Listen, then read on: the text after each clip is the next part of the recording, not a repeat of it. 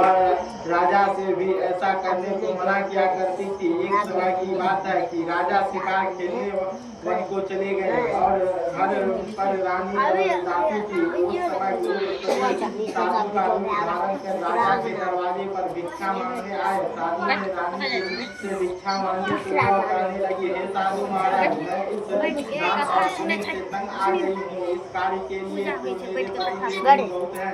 अब आप ऐसी कृपा करें कि सारा धन नष्ट हो जाए तथा मैं आराम से रह सकूं।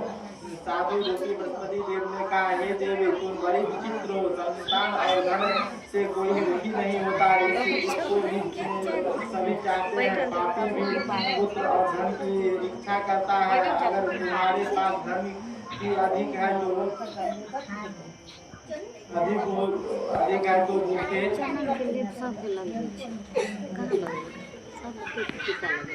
भूखे मनुष्यों को भगवान कराओ तथा निर्धनों की कुंवारी कन्याओं का विवाह कराओ। साथ ही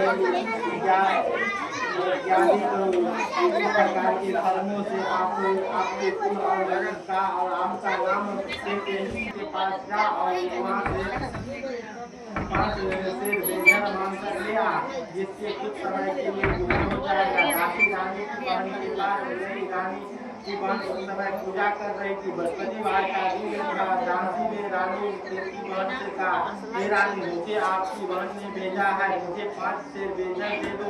दासी ने यह बात अनेक बार कही, परंतु रानी की बहन ने कोई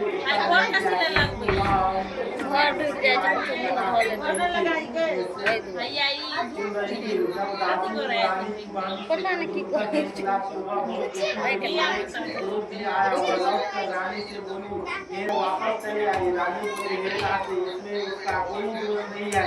जब बुरे दिन आते हैं तब कोई सहारा नहीं देता। अच्छे बुरे का पता विपत्ति में नहीं लगता है। जो ईश्वर की इच्छा होगी वही होगा। यह सब हमारे भाग्य का दोष है। उधर रानी ने सोचा कि मेरी बहन आई थी, परंतु मैं उससे नहीं बोली, उससे वह बहुत दुखी हुई होगी।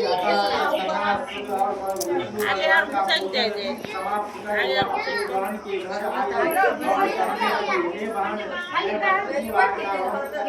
तुम्हारी दासी हमारे घर गई थी। जब तक कथा होती है हम लोग न उठते हैं और न बोलते हैं, इसलिए मैं रानी बोली, बहन हमारे इस कारण मैंने दासी तुम्हारे पास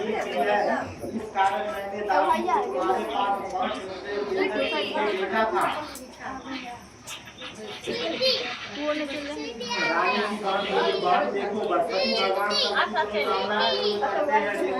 शायद तुम्हारे घर में अनाज रखा हो। यह दासी घर के अंदर गई तो वहाँ एक जरा बेघर का बड़ा उससे बड़ी हैरानी हुई, क्योंकि उसने एक बर्तन देख लिया था।